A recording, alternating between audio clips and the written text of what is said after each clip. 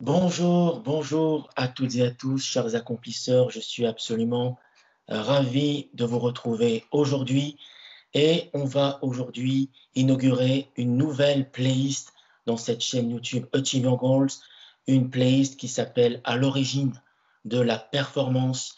Et le but est très simple, je vais à la rencontre des accomplisseurs qui, notamment dans le sport de haut niveau, dans le business, mais également pour des objectifs personnels, ont un point en commun. Ils ont réussi à atteindre des objectifs à fort enjeu par le passé.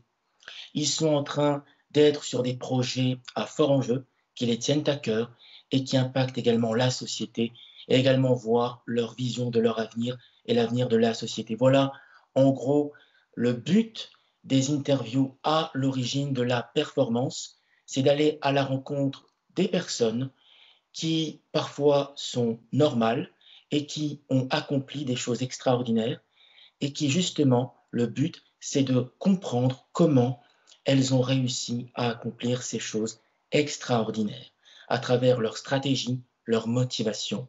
Et aujourd'hui, j'inaugure cette nouvelle playlist avec un ami personnel que je connais maintenant depuis plusieurs années, qui est iconoclaste. Je ne sais pas exactement comment le classer, où le classer, et qui a accompli déjà de belles choses dans sa vie et qui est un vrai performeur. Et justement, on va aller chercher comment est-ce qu'il a réussi à atteindre ses performances jusqu'à maintenant dans ses différents domaines de vie, ses projets actuels et son futur.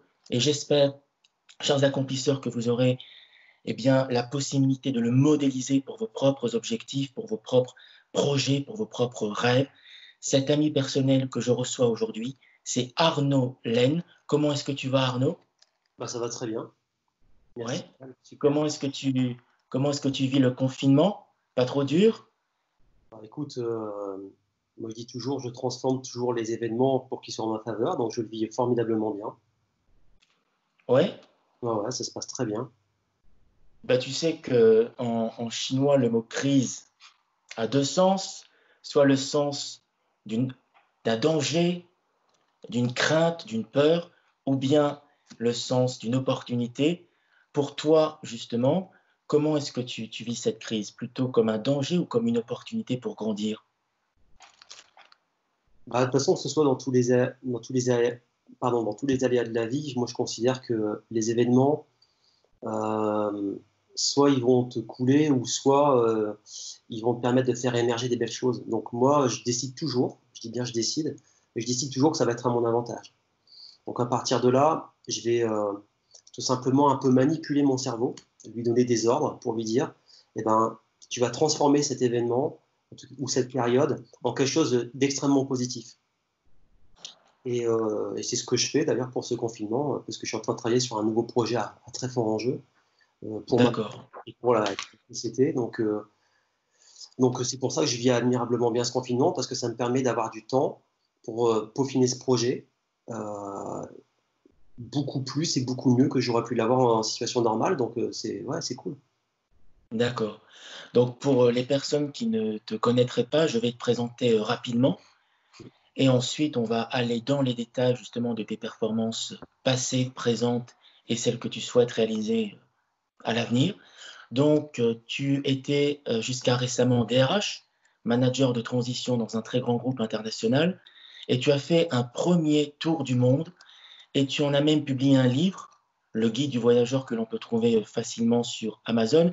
Et je mettrai dans le lien de la description de cette vidéo sur YouTube, le lien pour que les personnes puissent y accéder s'ils sont intéressés.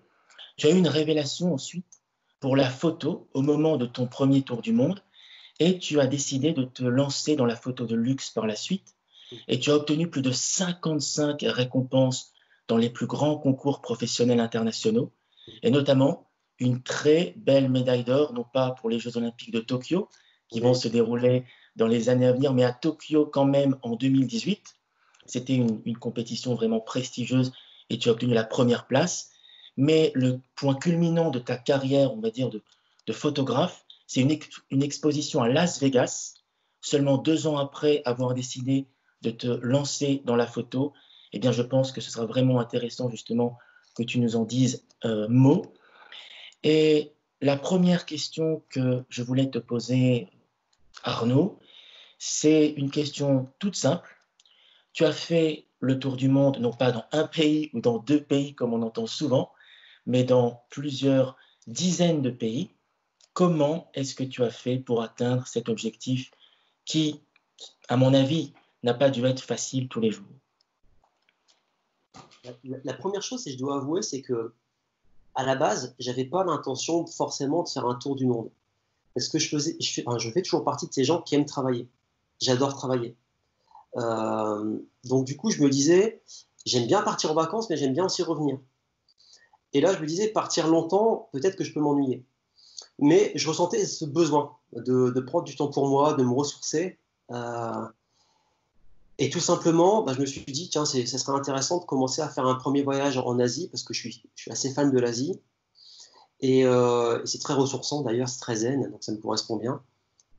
Et je me suis dit, bah voilà, je vais commencer par ça, je vais faire un premier petit pas, et si jamais ce premier petit pas est concluant, c'est-à-dire que je vais faire en fonction de ce qui me plaît ou je reste dans ma liberté, bah si ça me plaît, je continue.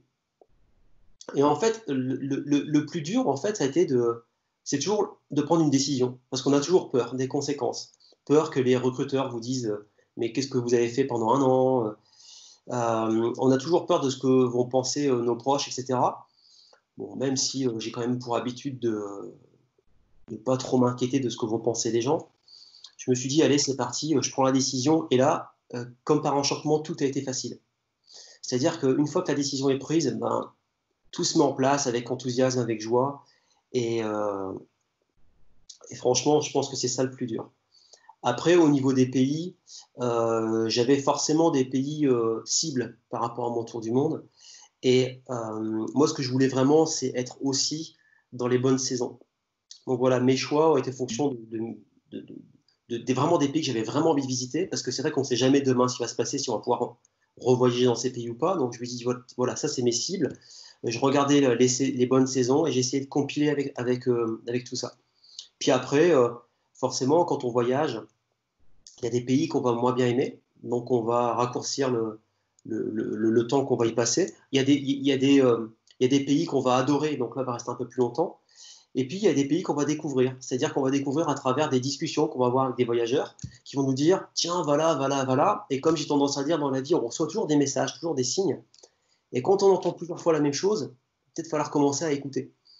Et du coup, bah, j'ai écourté mon voyage en Argentine pour aller en Colombie, en Équateur. Et ces deux pays, et notamment la Colombie, ça a été vraiment mes deux coups de cœur pendant mon voyage.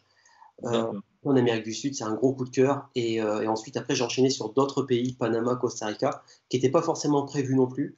Donc, et c'était vraiment des super séjours tous les deux. Donc, voilà, j'ai tout simplement, je suis resté dans ma liberté. La liberté de partir, de rester, de modifier mon parcours, parce que j'avais pas pris de billet tour du monde. Je prenais juste des billets au fur et à mesure, parce que tantôt je voyageais en bus, tantôt je voyageais en avion, ça dépendait. Donc voilà un peu comment je me suis organisé. D'accord. Là, il y a déjà pas mal d'informations intéressantes que tu nous as données.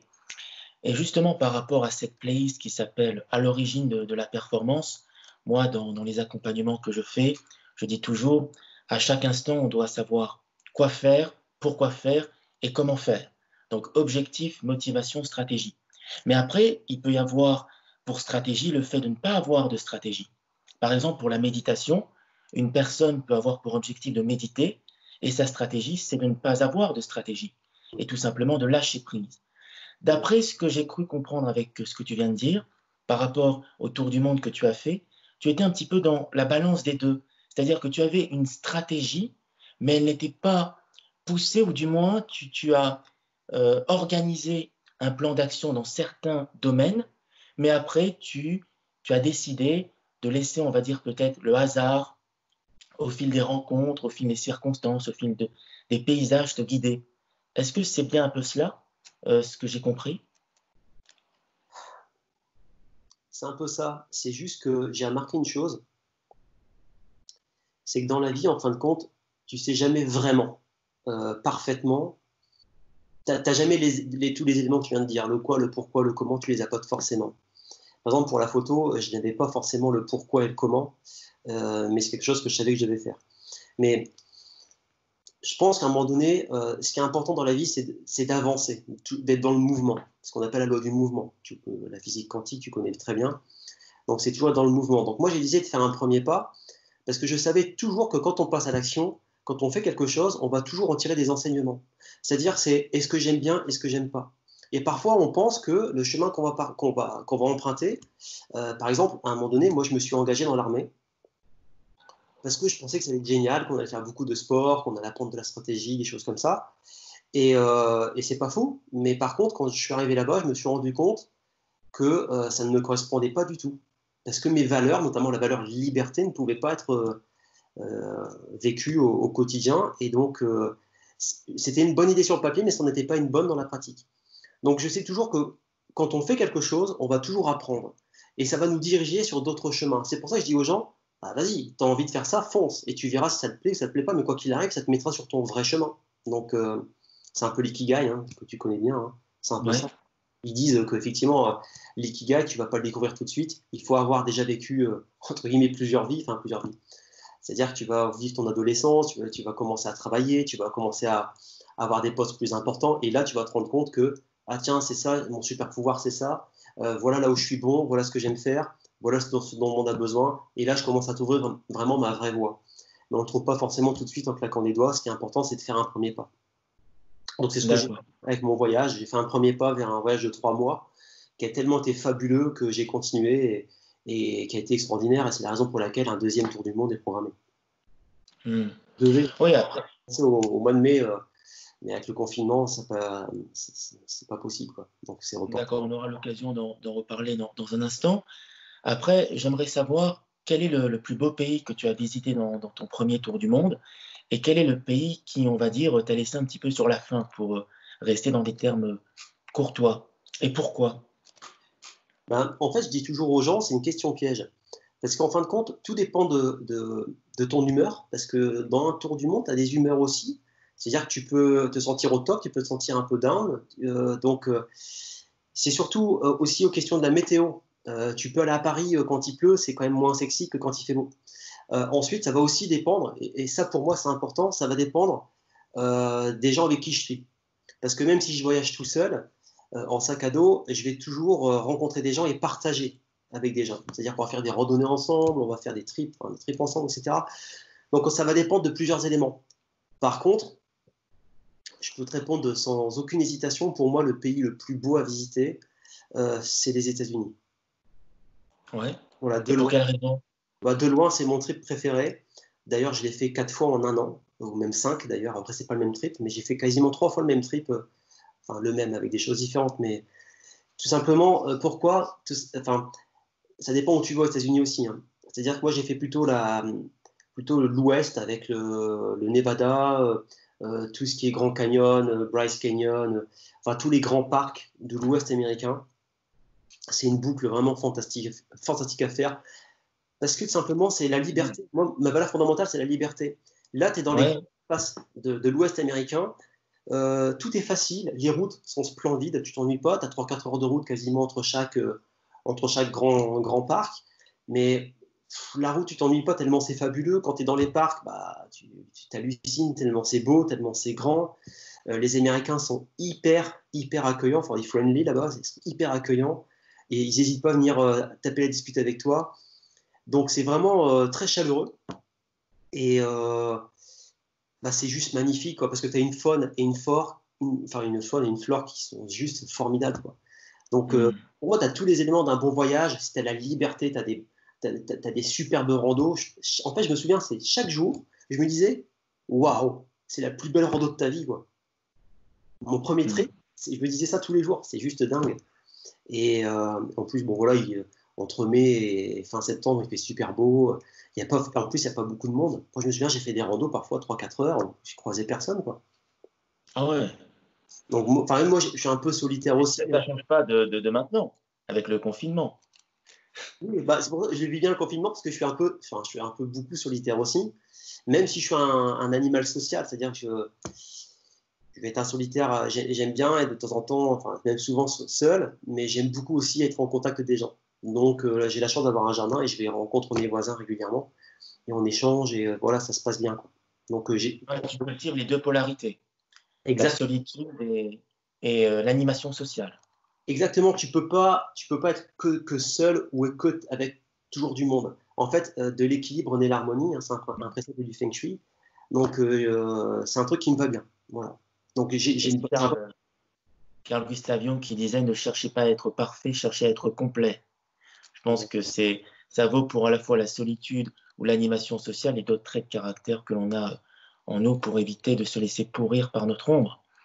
Après, donc tu m'as cité ton pays préféré, ta plus belle expérience de voyage, et ton pays, on va pas dire le pire que tu aies visité, parce que je pense que chaque pays est révélateur hein, de, de, de, de- d'émotions intenses et de beaux paysages, mais le pays qui t'a peut-être le plus laissé sur ta faim, et là encore pourquoi? Alors, déjà, je vais compléter ma première réponse parce que mon pays préféré, c'est le Japon. Le Japon. Voilà. Mais pas, le voyage, c'est fantastique, mais c'est pour moi le numéro 2 sur ma liste. Mais voilà, le Japon, c'est mon pays préféré. Pour sa D'accord, culture, pour sa gentillesse, pour ce qu'on appelle l'intelligence collective. C'est-à-dire que c'est d'abord le collectif avant l'individuel. Et il y a beaucoup de gentillesse gratuite. Voilà pourquoi c'est mon pays préféré. Après, pour voyager, les États-Unis. Le pays que j'ai moins aimé, pour répondre à ta question, c'est pas évident. Quel pays j'ai moins aimé?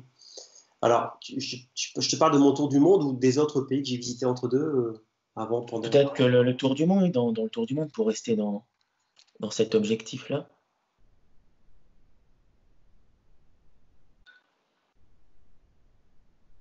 Je sais pas. Là, ce qui me vient,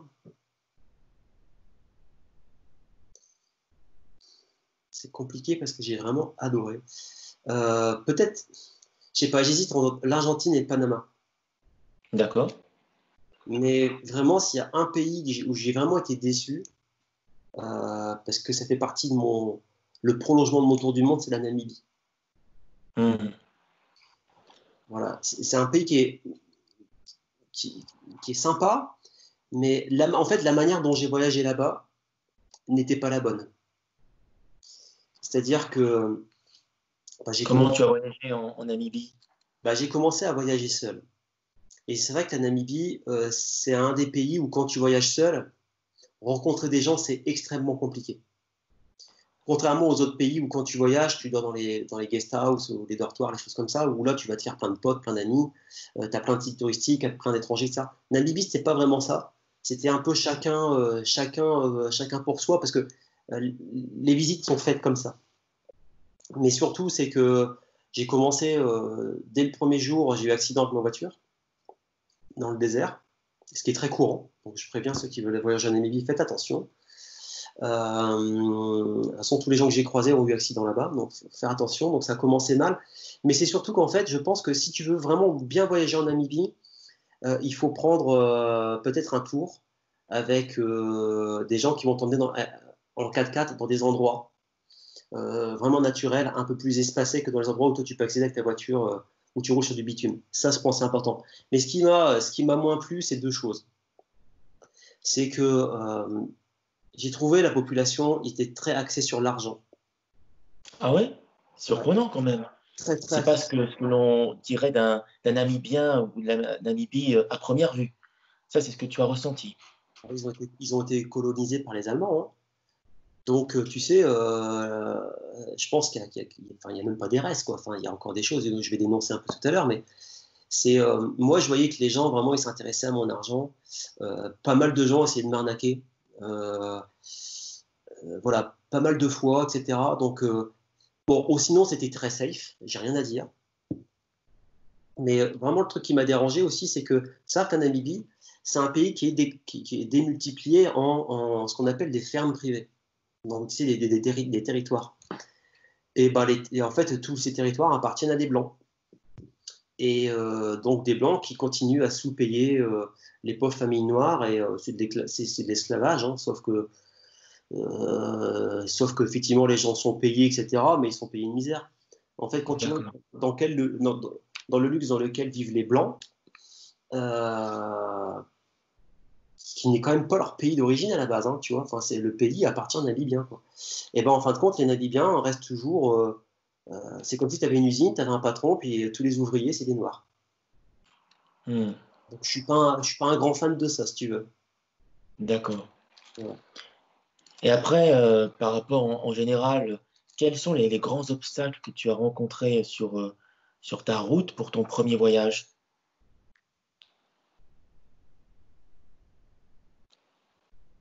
Au début, c'était l'obstacle de la langue. Ouais. Parce qu'en fin de compte, le voyage est intéressant quand tu communiques, quand tu partages et quand tu apprends. Et je me souviens, c'était au Sri Lanka, je commençais à discuter avec des gens dans un bar qui est très sympa. Et les gens parlaient avec moi 2 minutes, et ils arrêtaient, et après ils parlaient avec les autres de la table. Pourquoi? Parce que euh, mon anglais n'était pas suffisamment bon. Je me faisais pas aussi suffisamment confiance, que j'ai pas trop parlé, je mettais du temps. Donc au début, ça a été dur.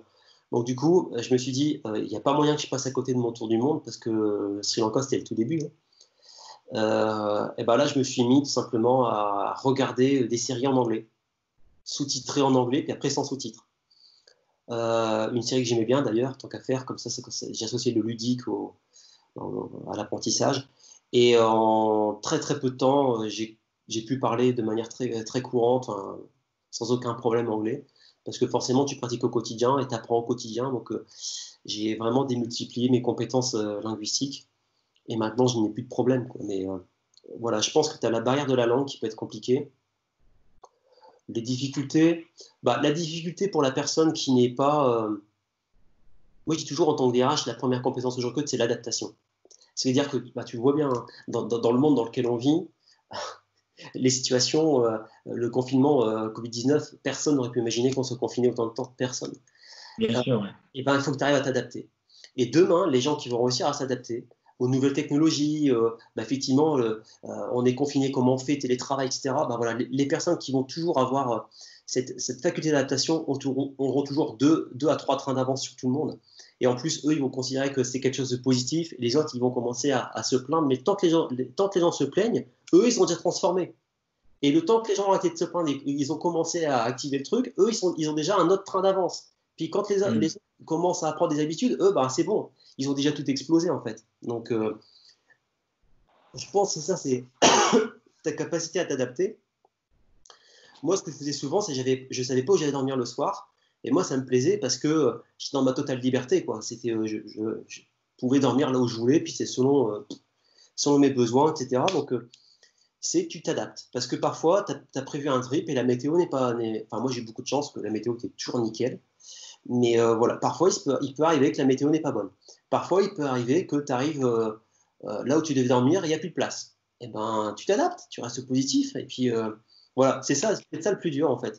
T'adapter et rester positif. Parfois, dans les transports, je pense que c'est peut-être ça le plus dur, c'est les transports, parce que tu as beaucoup de transports. Parfois, tu as beaucoup de bus de nuit dans des conditions où tu n'as pas de clim, les bus sont pourris.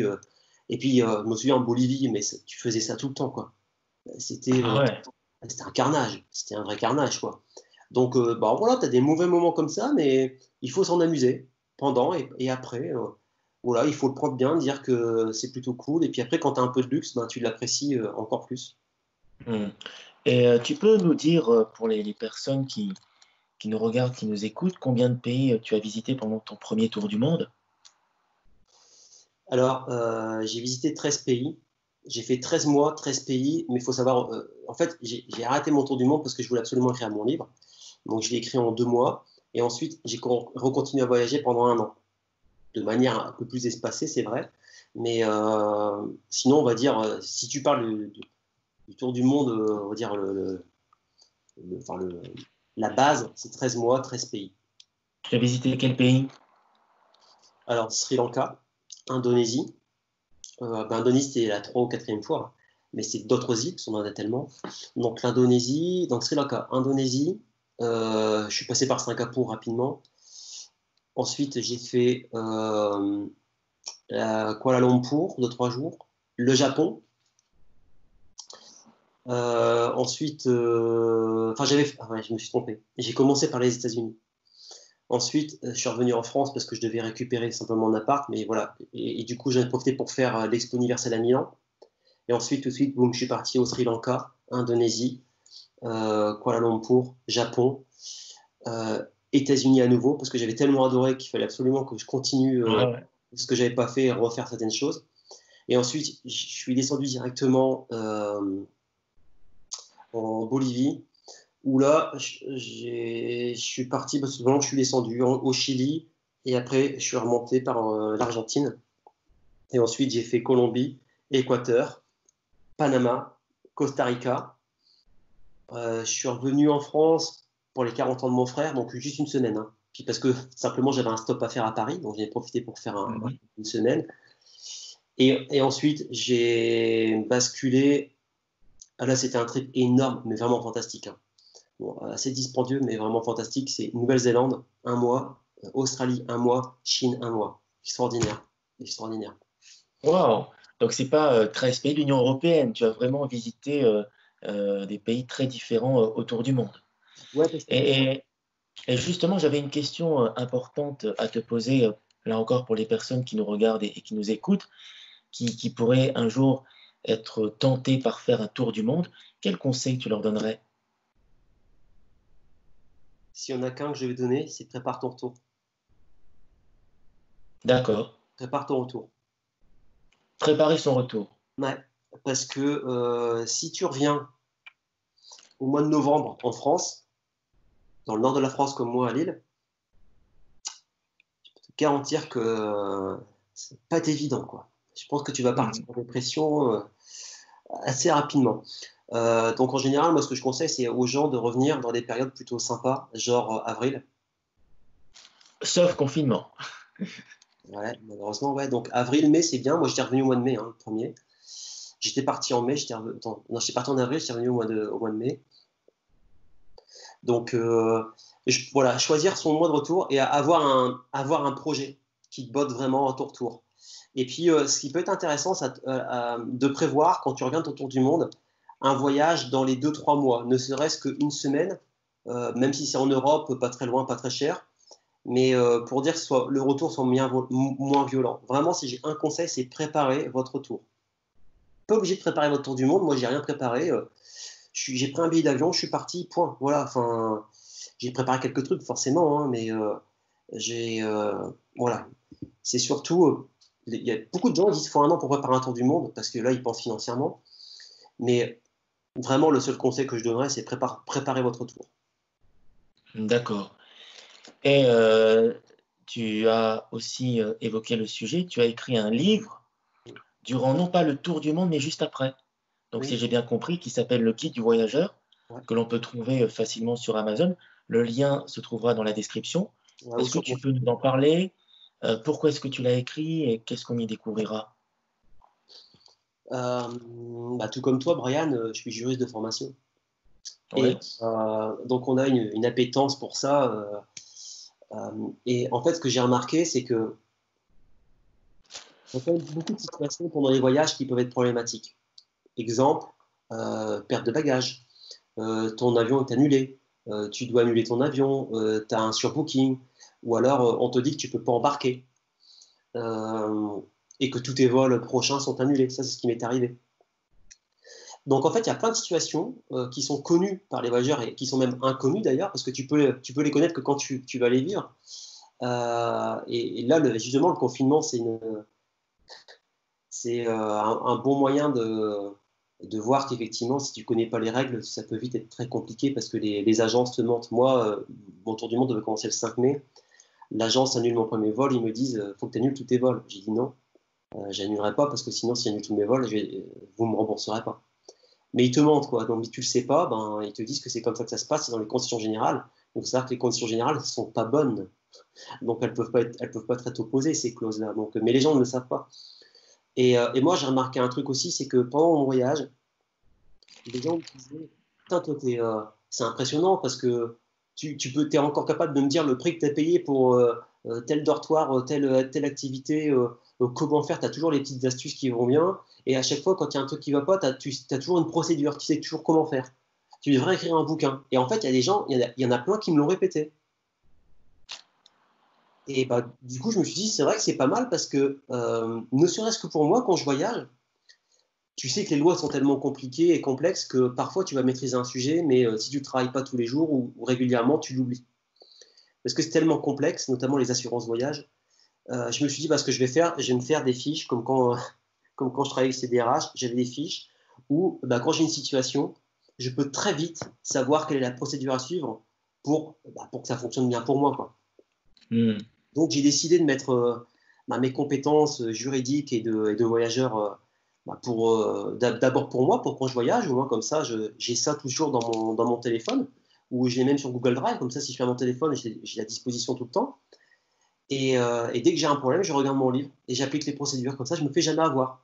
Et parfois, je gagne beaucoup d'argent. Donc là, récemment, j'ai récupéré 500 euros grâce à mon bouquin. Et j'ai fait gagner beaucoup d'argent grâce à mon bouquin. Et donc, du coup, j'ai dit, ouais, c'est super, là, ça m'excitait bien. Donc, du coup, je suis revenu, j'ai écrit mon bouquin et après, j'ai continué à voyager. Donc voilà, c'est un bouquin qui va aider les voyageurs à bien préparer leur voyage, à avoir des billets d'avion pas chers, les locations de voitures, avec des techniques qui sont jamais données dans les blogs. Et puis après, ben, forcément, je t'aide sur les 4 piliers qui sont l'argent, l'assurance, la sécurité et la santé. D'accord. Je t'explique tout. Puis après, bah, tous les problèmes qui peuvent arriver dans le voyage, bah, je te donne des procédures. Voilà. D'accord. Ça peut arriver. Et maintenant, j'aimerais parler avec toi d'une autre performance que tu as réussi, qui est peut-être encore plus impressionnante que la première. Et d'ailleurs, cette performance-là, cet objectif-là, découle du premier objectif. Donc, ça concerne la photographie.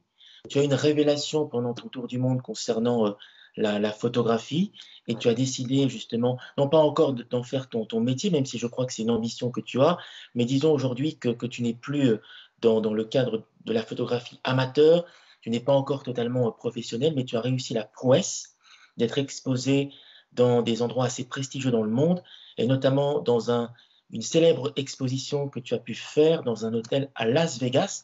Donc ce n'est pas n'importe où et seulement 2 ans après avoir commencé la photographie. Donc là, tu sais que quelqu'un qui voyage autour du monde, généralement, il a quand même envie de prendre des photos, d'immortaliser ces moments-là. Donc ce sont souvent deux passions qui sont liées. Je pense que les personnes qui sont intéressées par effectuer un jour le tour du monde ou du moins voyager dans beaucoup de pays peuvent être également intéressées par ton expérience avec la photographie. Dis-nous en plus, s'il te plaît. Tu es tout à fait d'accord sur le fait que il n'y a pas l'un sans l'autre. C'est-à-dire que ma révélation pour la photo découle directement de mon tour du monde. Et ce qui est important à comprendre là-dedans, c'est que quand tu fais un tour du monde, pourtant c'était 3 semaines au début, hein, mon tour du monde, quand j'étais aux États-Unis, donc au tout début. Hein.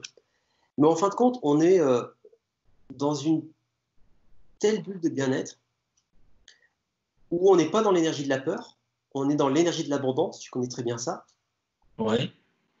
Et bien en fin de compte, c'est comme si tous les messages, moi, je sais pas, de l'univers ou les gens qui vont t'adresser, on a l'impression que tu as une clarté qui est vraiment différente. Tout simplement parce que tu n'es plus dans la contrainte du quotidien, tu n'es plus dans cette énergie de la peur qui provoque du manque, tu es vraiment ouvert à tout. Et c'est pour ça que les gens, quand ils me posent la question, pour toi, c'est quoi l'outil de développement personnel le plus puissant? Alors, certains vont me dire des séminaires, je suis d'accord, j'aime beaucoup les séminaires. Moi, je leur dis mes voyages, seul, pendant minimum 1 mois. Choisis un pays sympa, hein, où tu vas rencontrer d'autres gens, hein, prends pas un pays comme la Namibie, par exemple. Prends des pays sympas, où tu vas rencontrer plein de gens. Mais je peux te garantir que là, tu vas apprendre ce que c'est la vraie liberté. Et les gens qui me disent qu'ils ont exprimé la liberté, qu'ils n'ont pas fait ça, je me dis non. C'est comme le Grand Canyon. Le Grand Canyon, tu ne peux pas comprendre le Grand Canyon, tu ne peux pas le ressentir s'il n'est pas descendu. Si tu restes juste sur les rimes, là, je sais plus comment on appelle ça, enfin sur les bords, pour moi, le Grand Canyon, ça n'a pas d'intérêt. Ça n'a d'intérêt que quand tu descends dedans. Là, je peux te dire que c'est grandiose. Ben, c'est un peu ça, c'est qu'à un moment donné, j'étais dans des conditions psychologiques au top, j'avais pas de contraintes. J'étais pas en train de me poser la question qu'est-ce que je vais faire en rentrant de mon tour du monde. J'étais tout simplement ouvert à vivre le moment présent. Et c'est là, effectivement, j'attendais un spectacle du Cirque du Tu es Soleil. dans le flow, C'est ça. dans un état de flow. Le flow, c'est un mélange de performance réalisée dans le moment présent avec un grand niveau de concentration. C'est les trois composants du flow, donc la performance, le moment présent et la concentration. Donc c'était l'état dans lequel tu étais, certainement. Ouais, après, tu as une notion peut-être divine, parce que je parle de révélation, je sais pas comment appeler ça, mais si tu veux, c'est que déjà, tu dois être bien. C'est-à-dire que dans ta vie, tu le sais bien, c'est que si tu n'es pas en peak state, ou en tout cas un état émotionnel élevé, prends pas de décision, parce que sinon, ça risque d'être compliqué. Donc c'est pour ça qu'il faut toujours travailler son muscle émotionnel, ce que tu fais très bien d'ailleurs. Et, euh, et là, mon muscle émotionnel était au top. Je me sentais super bien. Tu vois, j'étais à Las Vegas, j'allais voir un spectacle du soleil, donc je suis un grand fan. Je revenais de faire des randos magiques tous les jours. Enfin, tu vois, j'étais vraiment au top, quoi. Donc, je pense que c'est ça qui a permis de déclencher, parce qu'en fin de compte, à l'époque, tu m'aurais dit, Arnaud, tu veux être photographe? Et j'aurais dit, bah non, non, je veux pas être photographe. Comment je vais en vivre de la photo? Et il y a plein de photographes qui se disent la question, bah non, on n'en vit pas d'être photographe, on n'en vit pas bien. Euh, et puis en plus, tu sais, moi je vois les photographes, je sais pas, le photographe du coin, là où il fait les photos d'identité, tout ça, mais moi j'ai pas envie de ça. Et en fait, compte, j'ai découvert qu'il y avait d'autres façons de faire des photos et on pouvait très bien en vivre. Et surtout, on pouvait vivre la vie de ses rêves, c'est-à-dire voyager, être en liberté, partager, rencontrer, enfin, vraiment, c'était mes valeurs fondamentales qui étaient représentées. Et là, en fait, je suis arrivé dans la galerie photo, et la première photo que je regarde, j'ai reçu comme un truc dans la poitrine, et je me suis dit, voilà, c'est ça que je dois faire. Euh, c'est ça que je dois faire. Je sais pas comment l'expliquer. C'était tellement fort. Donc j'avais une petite voix qui me disait, mais non, t'es nul en photo, tu connais pas Photoshop, t'as jamais été formé. J'avais la chance d'avoir un appareil pro, parce que bon, j'avais quand même des moyens suffisants pour pouvoir payer ce genre d'appareil. Et puis comme je voyageais beaucoup, voilà, je me disais c'était l'occasion d'immortaliser des endroits sympas avec de la bonne qualité. Mais j'avais aucune prétention, vraiment aucune, mais du tout. Je n'avais pas de passion du tout pour la photo en démarrant mon tour du monde, hein. Et puis, c'était plus fort que moi. Et je me suis dit, bon, voilà, c'est clair, maintenant, ok, tu veux faire ça, c'est quoi ta stratégie? Ma stratégie, c'est, tiens, je sais pas, c'est pareil, hein, c'est venu tout seul, hein. Je me dis, je vais faire les plus grands concours du monde. Parce que je me dis, mais pourquoi taper petit? Pourquoi faire les concours du coin? Et puis attendre 10, 15, 20 ans pour réussir? Moi, c'est maintenant que je vais réussir. Parce que ma vie m'a fait comprendre que la vie était précieuse et qu'il fallait se dépêcher, que les années passaient vite. Et moi, je me suis dit tout de suite, non, non, moi, je vais être au sommet tout de suite. Je ne veux pas perdre de temps, donc je vais essayer de modéliser les meilleurs. Donc, j'ai été voir toutes les galeries photos des grands photographes de Las Vegas. Je me suis régalé. Et puis, ça m'a inspiré. Donc, à chaque fois, j'ai eu des déclics, des prises de conscience. Et, et puis, j'ai appliqué ces prises de conscience à ma façon de photographier. Et puis, voilà, mes toutes premières photos que j'ai pu faire, effectivement, j'ai eu des récompenses. Alors, ce que tu as souligné, c'est qu'effectivement, je ne suis pas professionnel. Alors, c'est-à-dire que je n'en vis pas aujourd'hui, mais je suis professionnel dans le sens où j'ai un site internet où je vends mes photos et D'accord. je ne fais exclusivement que les concours professionnels. On mettra le lien de ce site internet dans la description pour les personnes qui sont intéressées. Moi, ce que j'aimerais encore plus voir avec toi, aller dans la subtilité, dans le détail, c'est l'exposition à Las Vegas. Tu peux nous raconter un petit peu le behind the scenes, le derrière les coulisses de comment ça s'est passé? Écoute, c'est juste dingue parce que on s'est rencontrés cette année-là, tu te souviens? Euh, Ouais, J'allais exposer un mois après notre rencontre. Et 2 semaines avant qu'on se rencontre, j'avais fait un travail avec un coach sur pas la confiance en soi, mais sur la réussite. C'est comme ouais. où j'avais une croyance très ancrée, très limitante, comme quoi moi je n'avais pas le droit de réussir. Hmm. On a fait ce travail-là le samedi, je me souviens. C'est un travail qui était technique, mais en même temps spirituel. Donc j'ai beaucoup aimé. Et le lendemain matin, à 9 h, j'avais un mail de la galerie de Las Vegas. Alors, juste pour info, j'ai exposé dans la galerie où j'ai eu ma révélation. Et Ah, c'est ça qui est c'est dingue. fou, hein? C'est ça qui est dingue. Au début, je ne croyais pas, je pensais que c'était un fake. Parce que, en fait, moi, je n'ai jamais postulé dans les galeries pour exposer quoi que ce soit.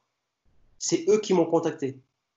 Et c'était la galerie là où j'ai eu ma révélation. Et mieux encore, c'est le photographe pour lequel j'ai eu le gros coup de cœur. Il exposait juste après moi. C'est dingue. Enfin, je veux dire, si ça, c'est pas une coïncidence, quoi. Enfin, je sais pas, c'est juste un truc de malade. Donc, en fin de compte, bah oui, peu de temps après, je suis parti à Las Vegas, où j'ai fait mon expo au César Palace. Donc, c'était quand même plutôt sympa parce que c'est un lieu quand même assez prestigieux. Et, et c'était ma toute première exposition. Très sympa. Et qu'est-ce que tu as ressenti à ce moment-là? Pour être tout à fait honnête, j'ai ressenti de la déception. Ouais, pourquoi?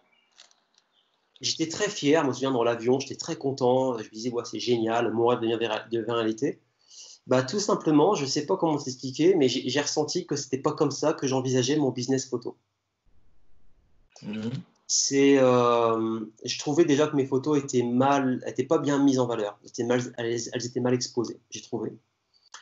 Et puis, moi, je rêvais d'une galerie de luxe, tu sais, comme celle de Peter Lee, au Vénitiane, qui est, tu sais, en parquet, enfin, qui est juste magnifique, la lumière est bien travaillée, enfin, tes photos sont vraiment mises en valeur, quoi.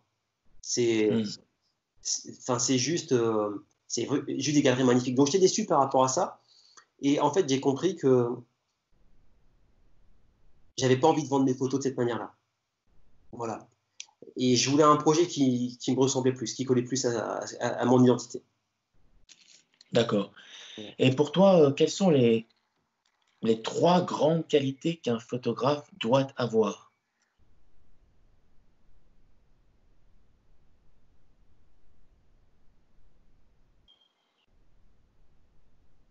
Bah, ce qu'on appelle l'œil, et moi, j'ai envie de dire, c'est que c'est une sensibilité. Et, c'est de voir ce que les autres ne voient pas, en fait. C'est de capter. D'accord. Je prends un exemple. Moi, souvent, les gens me disent, ouais, de toute façon, c'est normal que tu aies beaucoup de récompenses, tu as un super appareil photo. Bon, ok. Moi, j'invite aux gens à prendre des bons appareils photo. S'ils pensent que c'est ça qui fait le photographe. C'est sûr que l'appareil photo est important parce que tu as une meilleure qualité, enfin, tu peux faire des choses différentes, je suis d'accord. Mais je prends un exemple, c'est que j'étais avec une photographe, une amie, on était en Nouvelle-Zélande sur un lieu de tournage du Seigneur des Anneaux. Et d'un seul coup, moi, je vois une forêt, je me dis, waouh, il y a un truc magique dans cette forêt. Donc, je commence à prendre des photos, j'en ai pris trois, non, deux, j'en ai pris deux, deux. Deux récompenses majeures dans les plus grands concours du monde. Et quand je dis, Mhm. je me sens que cette photo-là, j'ai eu une deuxième place à Moscou et une troisième place à Tokyo. D'accord. Et l'autre, elle a été récompensée aussi. Donc, j'ai envie de te dire, c'est que toi et moi, on pourrait avoir exactement le même appareil, on pourrait photographier la même forêt, ça ne rendrait pas la même chose. Parce qu'en fin de compte, on ne va pas mettre la même émotion dedans, on va pas voir les mêmes choses, on ne va pas mettre en valeur les mêmes choses. Donc, pour moi, c'est ça, c'est avoir de l'œil et puis surtout avoir une identité forte. Voilà, c'est un peu comme dans le business, en fait, hein. Il faut que tu connaisses faut que ton identité, tu sois au clair par rapport à ça. Il faut que tu connaisses ton super pouvoir. Voilà, enfin, c'est comme dans le business, quoi. Donc, Mhm. l'œil, une identité forte, et puis après, une stratégie puissante, quoi. Une stratégie puissante, donc un marketing puissant. C'est-à-dire que tu as un message puissant à donner, quoi. Donc, voilà, une stratégie puissante. D'accord. Et quelle est la plus belle photo que tu aies prise dans ta carrière de photographe professionnel? Et pourquoi cette photo-là, qui n'a pas forcément été la mieux récompensée, mais qui pour toi est la plus belle, pourquoi est-ce qu'elle est au GOT de ton panthéon à toi? C'est difficile. Pour être très franc, pour ceux qui visitent mon site internet, si vraiment je faisais la sélection des photos que j'aime vraiment, t'en aurais peut-être que 5. Je suis très difficile. Ah, tu veux dire que toutes les autres, tu les aimes pas trop ou pas assez? Je les trouve bien, mais comme je suis d'un niveau d'exigence très élevé, moi enfin, je suis voilà, un adepte de ce qu'on appelle la beauté, l'esthétique. Euh, j'ai envie de te dire, il y a des photos qui sont chargées en émotion, en énergie, beaucoup plus que d'autres. Voilà, Mhm. ça c'est ma réponse. Je les aime bien, c'est sûr, sinon je ne les aurais pas fait concourir à des concours. Mais il y en a vraiment certaines que je préfère plus. Je sais pas, moi, celle que vraiment en portrait, ou peut-être même ma préférée de toutes, c'est les deux, ce que j'appelle Two Sisters. C'est les deux sœurs, les deux petites sœurs laotiennes. C'est une photo qui est ultra percutante parce que dedans, tu as une énergie qui est extrêmement, extrêmement belle. C'est vraiment l'amour, en fait. C'est l'énergie de l'amour. C'est une énergie donc, qui va être très enveloppante. Tu sais, un peu rose, et la couleur un peu terre, comme moi d'ailleurs. Une énergie très enveloppante parce qu'en fin de compte, c'est la plus grande sœur qui, sur la photo, se met au niveau de sa petite sœur. Tu vois, donc ça, j'aime beaucoup parce que c'est un rapport humain où on est sur le même niveau. Il y a des regards qui sont juste. Qui te percent. Quand tu regardes les deux, elles ont juste toutes les deux un regard qui est juste extraordinaire. Puis après, tu as aussi ce contexte au Laos. Il faut savoir que dans ces pays asiatiques, le lien familial est encore très important. Et que quand les parents travaillent, bah, c'est souvent les enfants les plus grands qui prennent soin des petits. Donc, je prends toujours soin des autres. Donc, je prends soin des gens plus petits que moi et je prends soin aussi de mes aînés. Et ça, c'est un super message d'amour, en fait. Et en Asie, je le retrouvais beaucoup. Voilà. Donc ça, c'est pour moi une photo qui est fantastique parce que c'est vraiment le symbole. Tu as plusieurs valeurs, hein, la famille, l'amour, enfin, il y a plein de choses dedans, quoi. C'est celle-là, puis après la photo de la forêt dont je te parlais, c'est The Red Forest.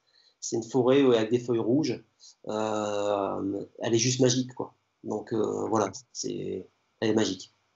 D'accord. Il y a ma médaille d'or à Tokyo aussi qui est fantastique. Là, tu as l'impression Bon, que tu vois, il y en a un peu plus que ça quand même. ça, c'est mon, Quand tu ouvres ton champ de conscience. c'est mon trio de tête. C'est mon trio de tête.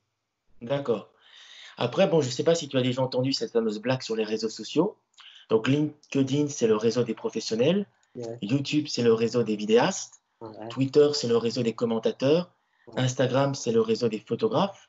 ouais. Et Facebook, c'est le réseau des glandeurs. Bon, mettons Facebook de côté, mais restons concentrés sur Instagram, le fameux réseau des photographes amateurs et professionnels. Et c'est vrai que quand même, Instagram a connu pas mal d'évolutions ces dernières années, avec le format vidéo qui est venu de plus en plus s'imprégner dans le réseau social. Certains aiment, d'autres détestent. Et c'est quand même différent de YouTube hein, par rapport à ce paramètre de la vidéo. Mais en ce qui concerne la place de la photo aujourd'hui sur Internet et notamment sur les réseaux sociaux, et particulièrement sur Instagram qui à l'origine était le réseau social des photographes, j'aimerais avoir ton avis là-dessus. Bah, si tu veux, moi, mon avis est super simple. Euh, peu importe le réseau social, j'ai envie de te dire, tu sais, quand j'ai voulu faire de la photo, tout le monde m'a critiqué, personne ne m'a soutenu.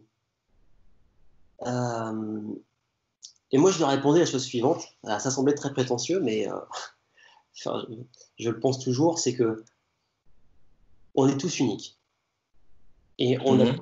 on a tous le droit, même le devoir, de donner sa vision du monde et de la partager. Voilà. Ça, c'est le premier élément. Le deuxième élément que je disais toujours, c'est je suis peut-être pas le meilleur du monde en tant que photographe, et ça, c'est une certitude.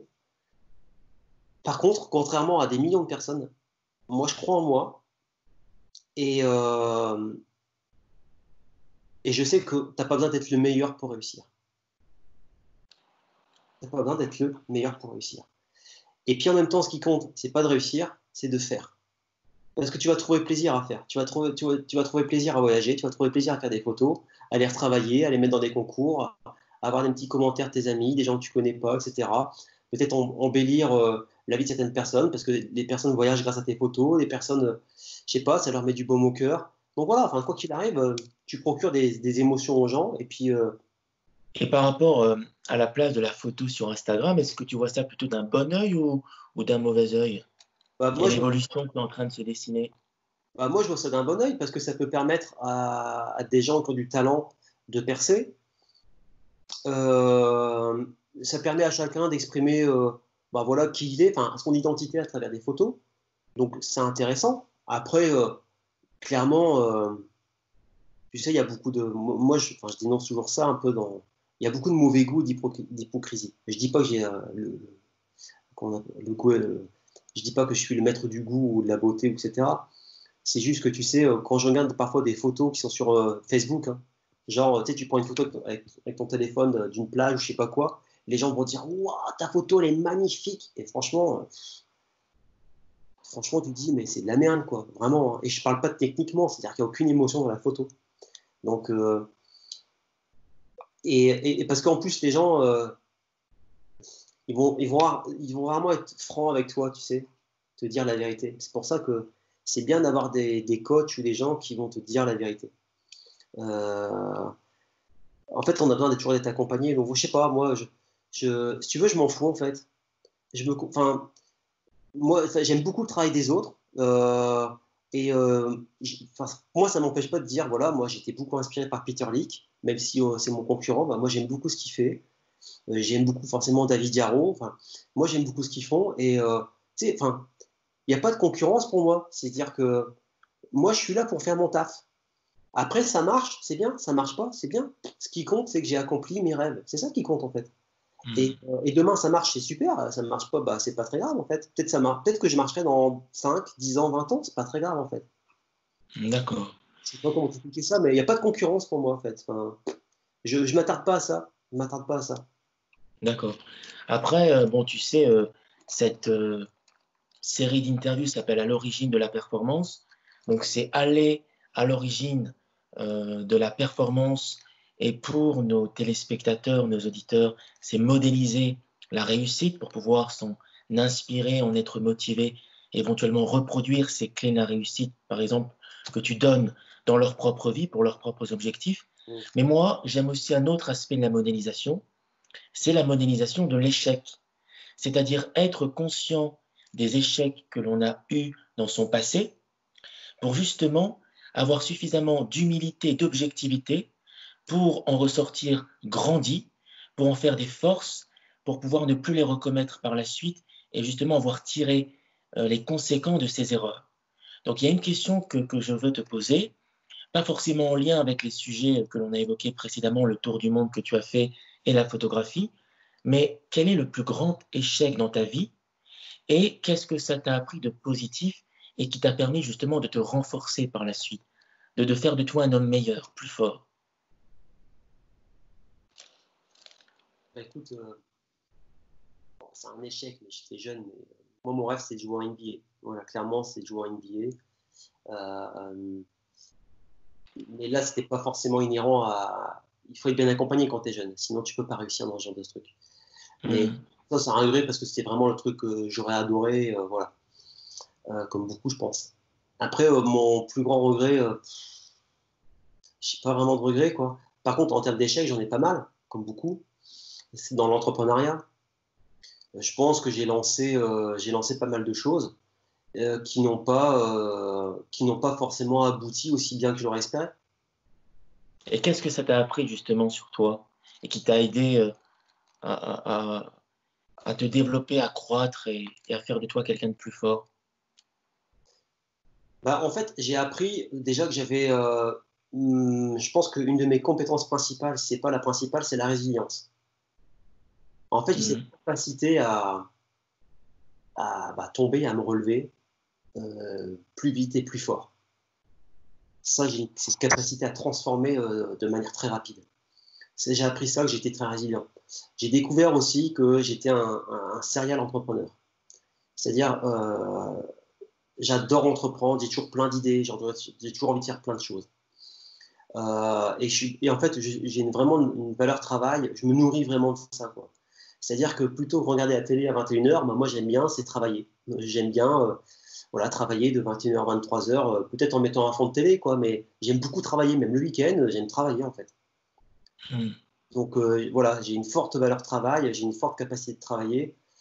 Euh, voilà ce que j'ai pu apprendre. Mais surtout, j'ai appris, c'est que quand tu crées un business, on veut tous le faire à moindre coût. Tu es d'accord? C'est qu'en général, on veut tous, on va prendre une petite formation de 97 euros, puis on va se rendre compte que bon voilà quoi, c'est sympa, mais c'est pas ça qui va transformer ta vie. Ouais, on veut limiter les coûts en termes d'argent, en termes d'énergie Et et bon, en termes de temps. c'est une erreur en fait. Je pense que c'est une erreur. Toutes les petites formations que j'ai pu faire, j'en suis plus ou moins satisfait. Tu apprends toujours des choses, mais franchement, parfois. Et je pense que sincèrement, demain, quand on veut faire un business et qu'on ne veut pas perdre 4 ans, parce qu'en général, c'est la statistique, hein, les gens ils mettent 4 ans vraiment avant de réussir, bah, il faut avoir les reins solides hein, pour attendre 4 ans. Il faut être super résilient, enfin, donc c'est pas évident. Pour moi, pour aller du point A, donc l'état actuel à l'état désiré, euh, pour aller le plus vite possible, bah, c'est simple. Euh, il faut prendre une formation qui va forcément être chère. Euh, un accompagnement qui va être cher, parce que de toute façon, qui dit cher dit qualité. Parce que si c'est cher, c'est que la personne, bah, elle connaît quand même bien son sujet. Et surtout, c'est que toi, bah, comme c'est cher, bah, tu vas être au taquet. Parce qu'en fin de compte, c'est ce que j'appelle les 3 niveaux de compréhension. C'est qu'à un moment donné, quand tu achètes une formation, tu as le niveau où tu vas apprendre et comprendre. Donc, tu as la théorie, tu vas l'apprendre et la comprendre. Mais c'est pas parce que tu l'as compris que tu l'as vraiment compris. Et le deuxième niveau de compréhension, c'est bah, tu passes à l'action. Et moi, ce que je dis, c'est bah, simple. Tu regardes la vidéo, tu commences à appliquer. Donc, tu fais le travail. Et ensuite, tu revois la vidéo. Et tu peaufines ton travail. Et tu revois la vidéo et tu repeaufines ton travail. Et tu fais jusqu'à temps que ça soit, que tu aies vraiment compris, que ça soit parfait. Et là, tu vas commencer à performer. Euh, voilà, enfin, je pense que il faut être bien accompagné, et surtout il faut être sérieux dans ce que tu fais. Il faut pas griller les étapes. Euh, il faut il faut faire une étape à la fois et bien les faire. D'accord. Après, donc, j'imagine qu'en début d'année, tu t'es fixé de nouveaux objectifs pour cette année, Ouais. des objectifs que tu as pour 2020, voire des objectifs un peu sur le moyen terme, d'ici 2 ans, d'ici 3 ans. Mm. Bon, j'imagine aussi, peut-être que là tu vas me surprendre, mais que tu n'as pas tout à fait prévu le Covid-19, donc le confinement actuel, je l'imagine aussi. Mais malgré tout, je pense que tu es resté focus sur tes objectifs actuels et j'aimerais justement que tu nous partages les performances que tu souhaites réaliser durant cette année 2020 et aussi comment est-ce que cette crise que nous connaissons, crise entre guillemets, rappelle-toi ce que je t'ai dit par rapport à la crise en début d'interview, comment cette crise-là peut être une opportunité pour toi. Donc tes projets actuels et comment cette crise-là peut être une opportunité pour toi en 2020. Bah, c'est simple. À la base, mon 2020, c'était faire cartonner mon business pour pouvoir partir un tour du monde pendant 1 an. Donc, c'est ce que j'ai fait pendant les 4 premiers mois, donc jusqu'à fin avril. Donc, j'ai fait cartonner mon business pour pouvoir bien économiser et pouvoir partir. Donc, en fait, mon plan, c'était ça, et ensuite faire mon tour du monde. Et ensuite, à mon tour du monde, et ben, de réfléchir tout doucement à mon futur, même si je savais que je voulais créer une offre d'accompagnement. Donc, bah, je n'ai rien abandonné du tout. Mon tour du monde, moi, mon sac à dos est prêt. C'est-à-dire que le jour où on peut être déconfiné réellement, je suis prêt à partir. Ça n'empêche pas que, comme je sais que ça va durer un certain temps, plusieurs mois, je me dis, bah, tiens, c'est le moment de lancer ma boîte. De la lancer maintenant, parce que moi, mon objectif, il est très clair. Moi, mon objectif dans ma vie, c'est je veux être capable de pouvoir travailler de n'importe où dans le monde. Parce que je veux continuer à voyager, à faire de la photo. Je veux vivre dans plein de pays pour apprendre plein de langues. Voilà. Ça, c'est mon idéal de vie, c'est ça. Donc, je me dis, bah, c'est simple. Pourquoi mettre ce business en place à ton retour, mais le tout de suite en place? Comme ça, bah, ton tour du monde, qu'il soit d'1 an, il est définitif, quoi. Tu peux le faire, voilà. Et tu peux expérimenter justement ta vie idéale et faire des ajustements. Donc, du coup, bah, mon tour du monde, il est prêt. En tout cas, ma valise, enfin, mon sac à dos est prêt. Tout est prêt, carte bancaire, pas tout ce qu'il faut, voilà, tout est prêt. Et ensuite, bah, simplement, là, je bosse sur mon projet qui va être mon business pendant très très très longtemps. C'est de l'accompagnement de coachs, thérapeutes et consultants. Pour vous aider justement ben, passer du point A au point B sans attendre 4 ans, sans dépenser des fortunes dans des petites formations, même des grosses qui ne fonctionnent pas. Et l'objectif, en fait, c'est d'accompagner des gens qui vont accompagner les autres. Et je pense que justement, l'après-Covid-19, bah, en fin de compte, c'est un super signe pour moi parce que c'est me dire, bah, tu vois, Arnaud, c'est le moment de le faire parce que demain, je pense que on va avoir besoin de beaucoup de coachs, beaucoup de formateurs, beaucoup de consultants, Ouais, beaucoup de thérapeutes. totalement d'accord avec toi. Et demain, en fait, moi, ce que je voudrais ne travailler qu'avec les gens éthiques, déjà, et les faire passer à un mode prospère. Moi, je voudrais qu'ils soient prospères en contribuant. Ça veut dire que, OK, moi, j'aimerais c'est qu'ils puissent être facilement identifiés par rapport à la concurrence. non seulement parce qu'ils sont bons, mais parce que voilà, clairement, ils ont une offre qui est identifiable, ils ont un marketing qui est puissant et ils ont des résultats qui sont extraordinaires.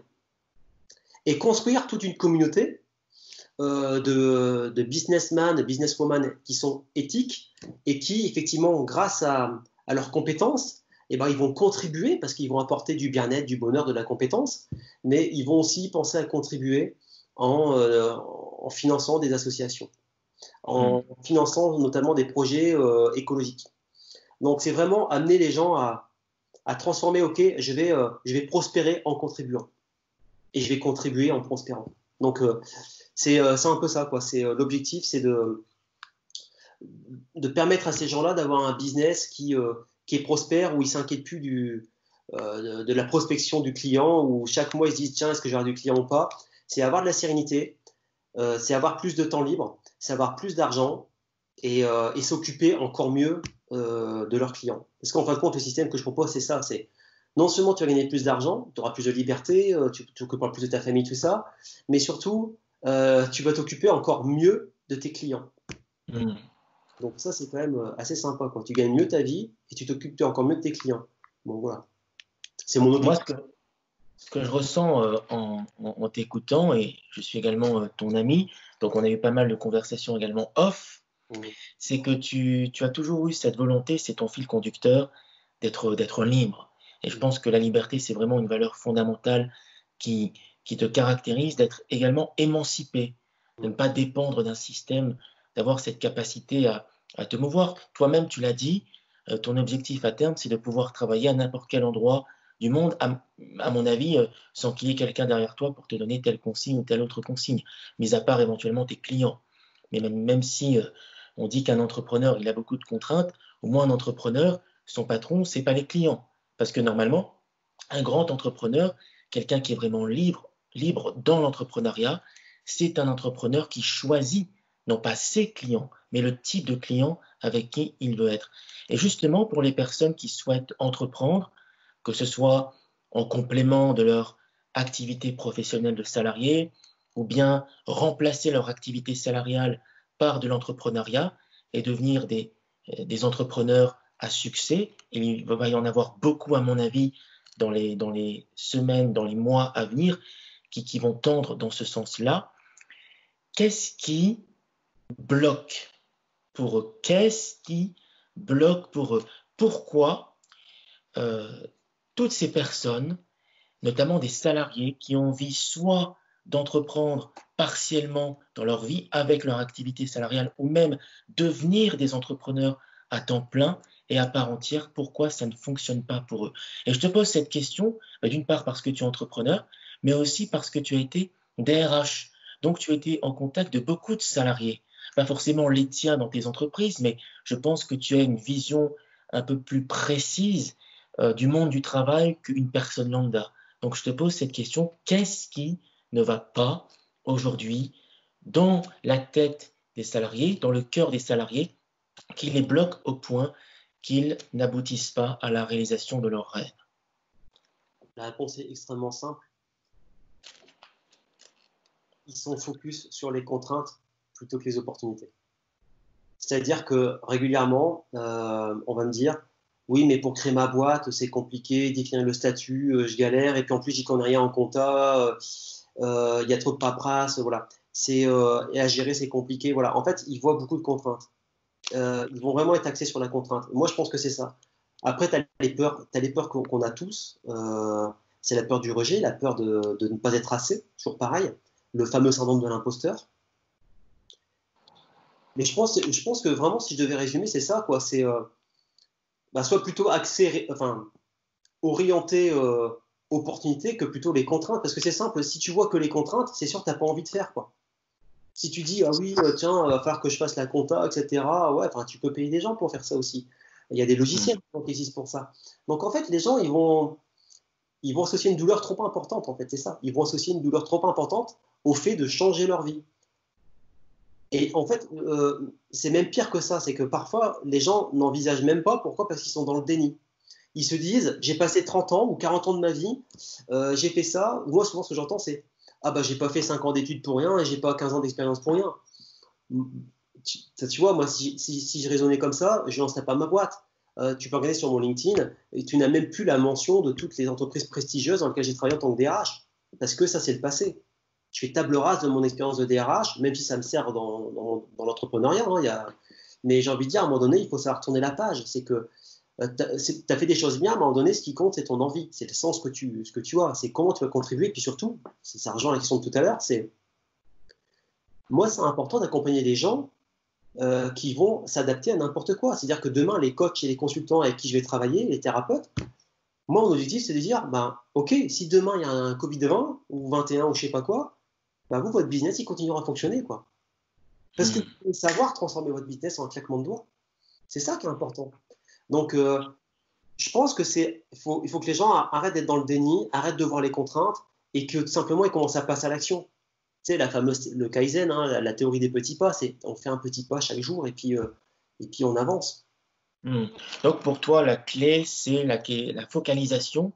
Donc se défocuser des contraintes pour mettre son focus sur ses rêves, ses projets et sur les opportunités. Il y a une célèbre phrase qui dit « Ce sur quoi on porte notre attention prend de l'expansion ». Exactement. Ce sur quoi on porte notre attention prend de l'expansion. Donc les salariés qui vont mettre leur focus sur les contraintes, eh bien, ils vont amplifier ces contraintes et ils vont être hors du champ de vision des opportunités. Et moi aussi, ma théorie aussi, c'est que les gens, ils sont en souffrance perpétuelle parce qu'ils refusent la douleur temporaire.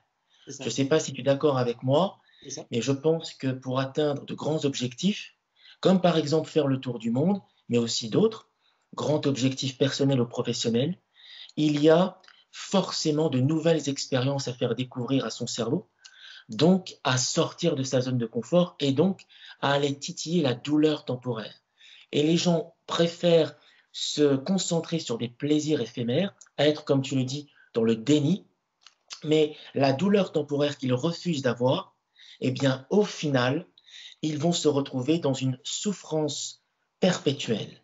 Et à la fin, comme une célèbre étude australienne l'a démontré, à la fin, pas à la fin, à la fin, c'est-à-dire à la fin de leur vie, leur plus grand regret, ce n'est pas les choses qu'ils ont faites, ce sont les choses qu'ils n'ont pas faites. Je pense que tu es d'accord avec moi par rapport à cela. Et tu as un autre projet aussi qui est vraiment intéressant en complément de ton business d'accompagnateur, c'est un deuxième tour du monde, pourquoi pas. Hein, c'est ce qui est en projet dans quelques semaines, dans quelques mois, à mon avis, une fois que la situation se sera un petit peu calmée.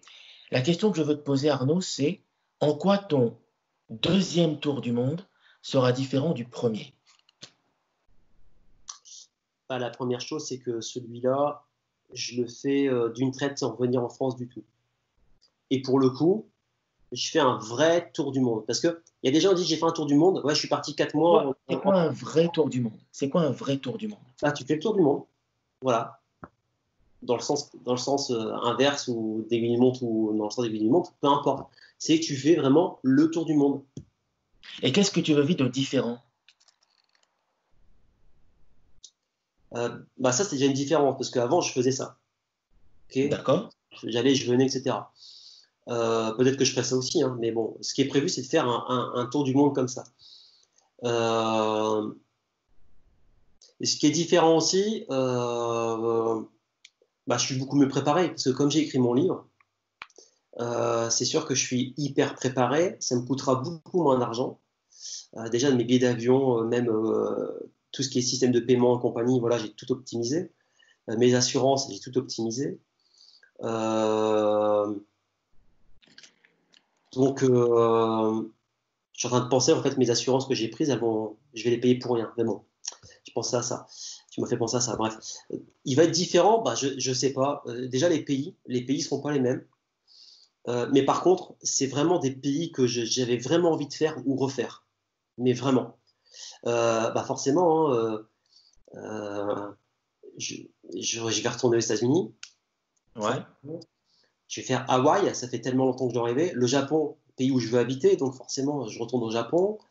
Taïwan, pareil, ça faisait un bout de temps que je voulais le faire. Philippines, ça faisait au moins 2 ans que je voulais le faire aussi.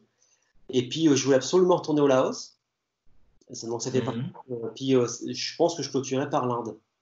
Voilà. En tout cas, mais je me laisse forcément des ouvertures dans l'Asie du Sud-Est, quoi. Avant et après le Laos. Et tu as des peurs, notamment par rapport à la situation actuelle qui peut, comment dire, influer aussi sur les personnes que tu vas rencontrer. Ça, en tout cas, ça va laisser des traces, soit positives, soit négatives par rapport au voyage que tu vas faire. Inéluctablement, je pense, non? Si je pars avec des peurs, Brian, qu'est-ce qui va se passer?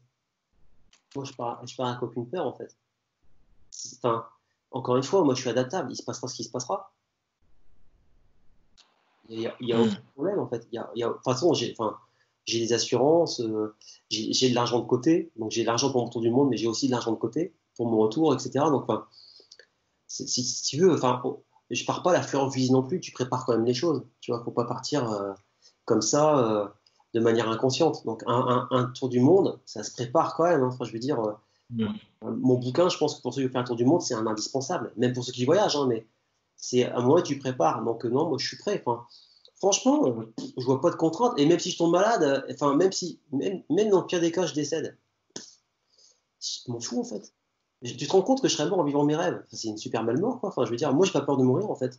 Hmm. Ouais, il y a une célèbre phrase qui dit aussi, il vaut mieux vivre un an comme un lion plutôt que 30 ans comme un con.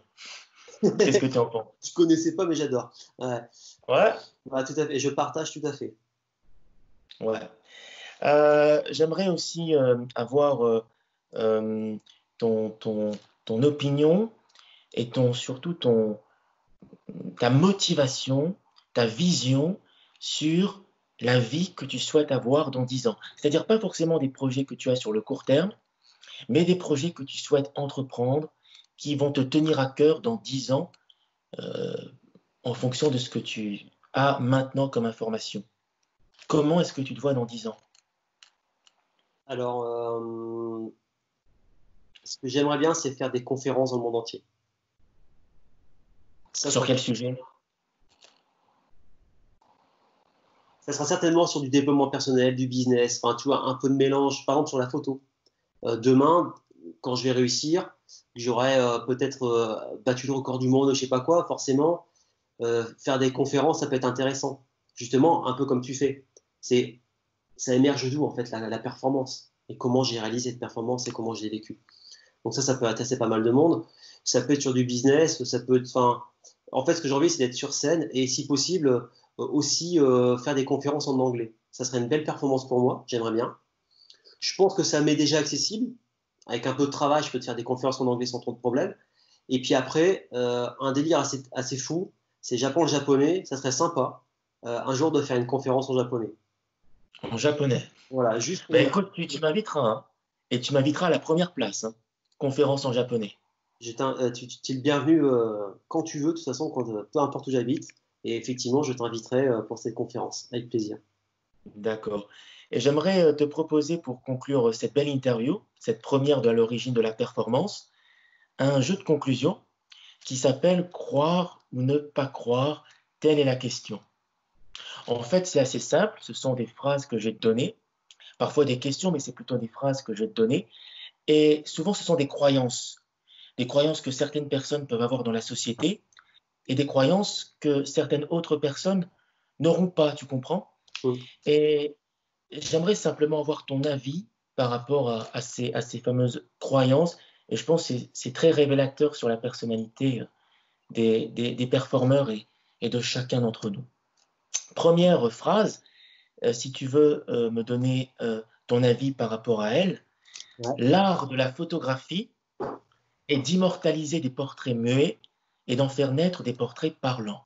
C'est une citation de Rémi Donadieu, un célèbre photographe. Donc je te la répète, l'art de la photographie est d'immortaliser des portraits muets et d'en faire naître des portraits parlants. Qu'est-ce que tu en penses? J'aime beaucoup. Ouais. Ouais, j'aime beaucoup. Ça te parle, ça te touche? Ça me parle, ça me parle.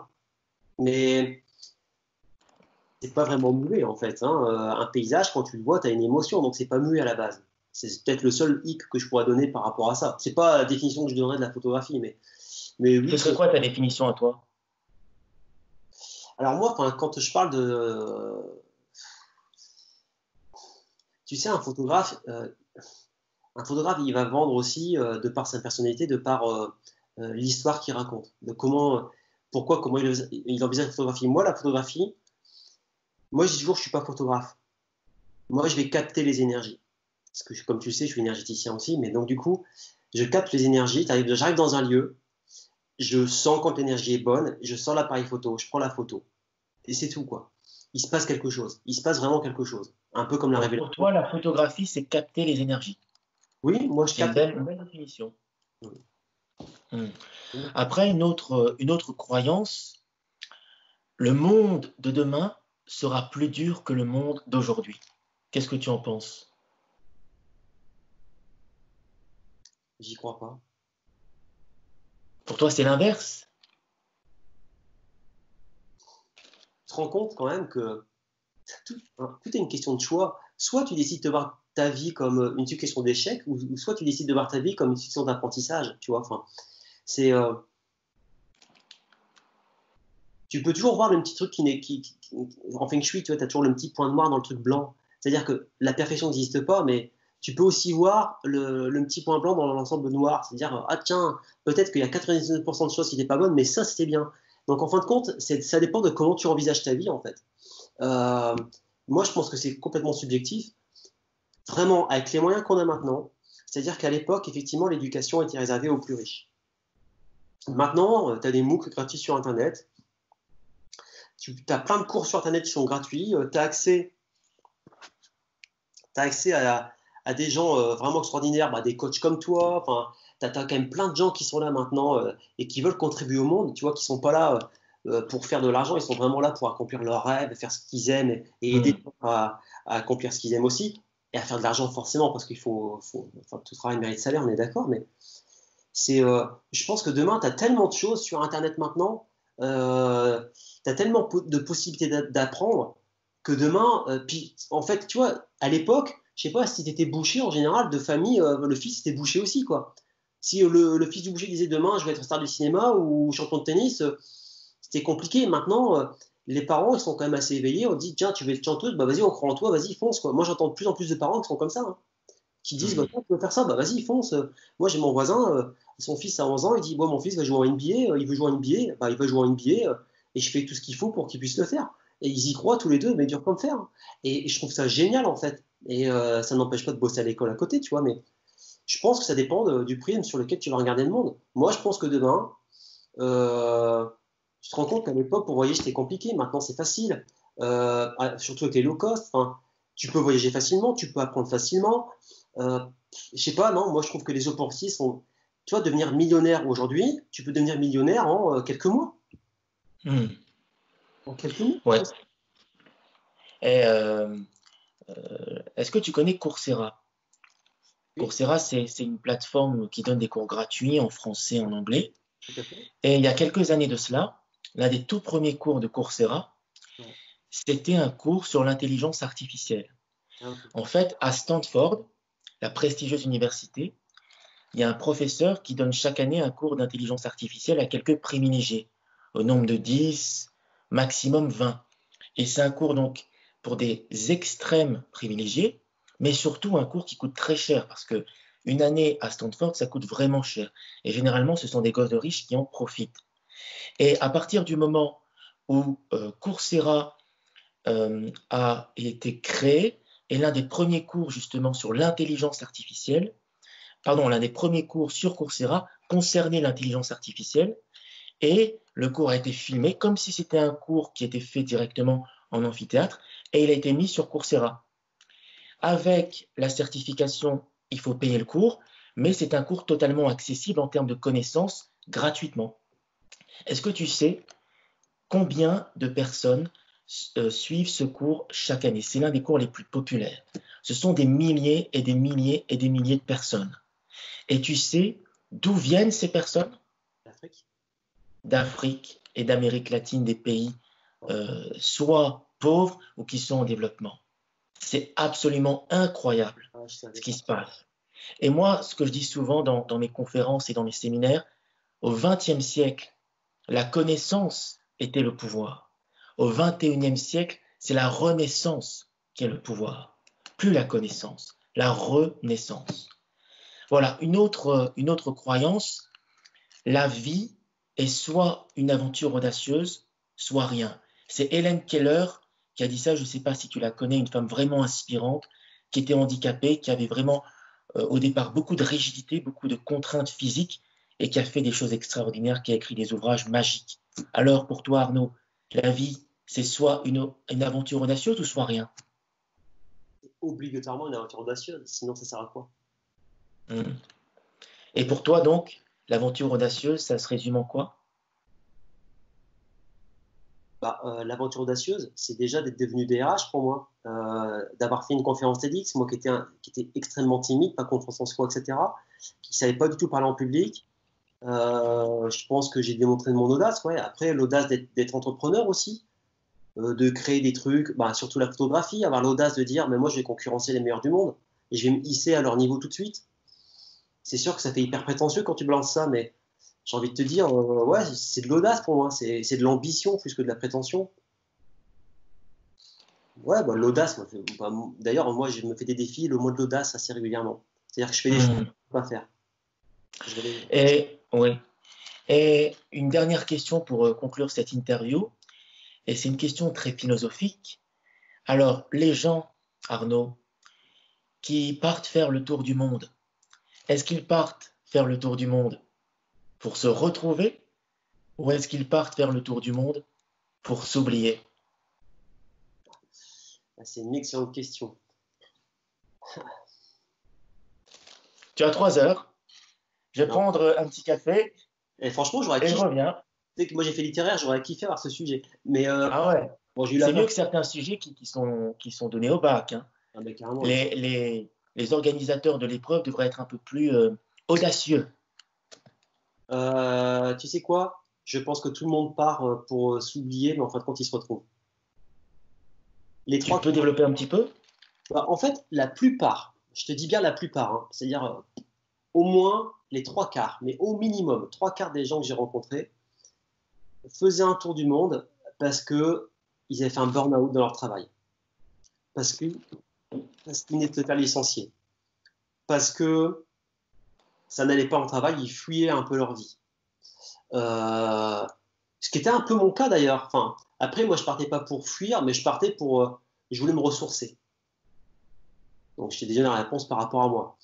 Je fuyais pas parce que de toute façon, j'affronte, mais je m'étais dit, de toute façon, à un moment donné, il faut faire les choses, on n'a qu'une vie, c'est maintenant qu'il faut le faire, bon voilà, je suis célibataire et tout, il faut y aller. Mais je pense qu'effectivement, tu pars pour t'oublier, mais tu y vas pour te ressourcer, quoi. Peut-être qu'au départ, tu y vas en général pour t'oublier et ensuite, au fur et à mesure du voyage, tu te retrouves de plus en plus avec toi-même. Tu es obligé un petit peu, je pense, non? C'est ça, en fait, c'est ce que je disais tout à l'heure, c'est pour ça partir tout seul, c'est important, d'expérimenter une fois dans sa vie parce que tu es tout seul. C'est-à-dire que tu t'écoutes tout le temps. Tu apprends à t'écouter en fait, tu transiges jamais. Donc tu n'es jamais frustré parce que tu t'écoutes tout le temps. Donc tu donnes le droit d'eux. Et ça, dans la vie, c'est précieux de s'écouter. D'être la personne la Mm. plus importante au monde, de te traiter en première classe. C'est hyper important en fait. Et donc ça t'apprend ça, c'est juste génial. Après,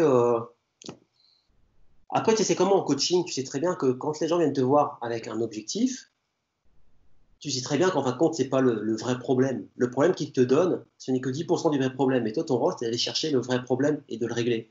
Donc, c'est un peu pareil pour le tour du monde. Tu pars pour quelque chose, puis en fait, tu reviens, tu pars pour certaines réponses, en fait, tu reviens avec des réponses totalement différentes.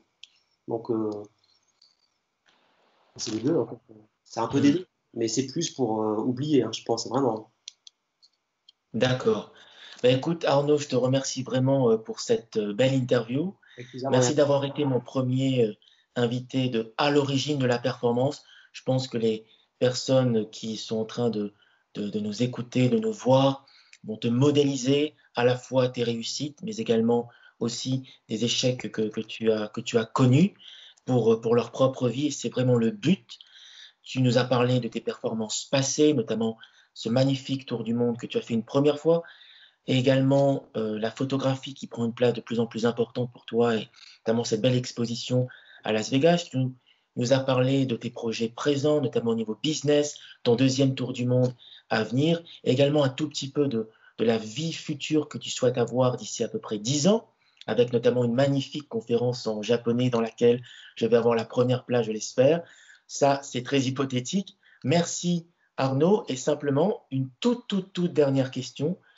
Un mot, un seul mot pour résumer pour toi ce qu'est la performance. En un mot. Un mot pour résumer la performance pour toi.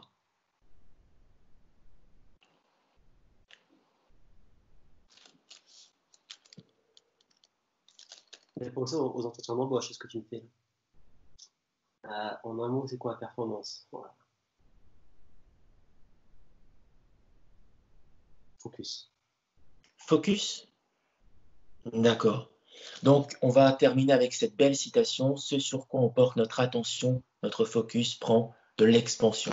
Merci pour toi, Arnaud. Merci, Brian. À très bientôt. À Chers bientôt. accomplisseurs, eh bien, n'oubliez pas, d'ici la prochaine interview de À l'origine de la performance, achieve your goals pour vous, pour vos proches et pour le monde, comme Arnaud le fait. À très bientôt.